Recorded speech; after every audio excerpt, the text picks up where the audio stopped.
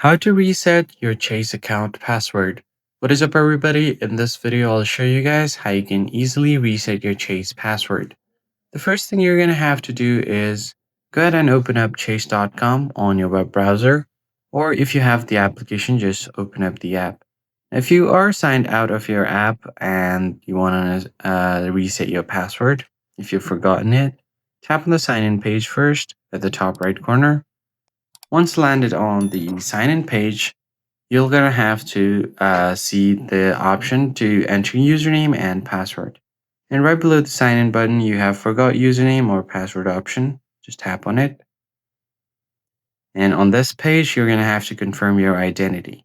So the first thing you're gonna have to do is provide your social security or tax ID, or you could just go ahead and provide your account or card application number.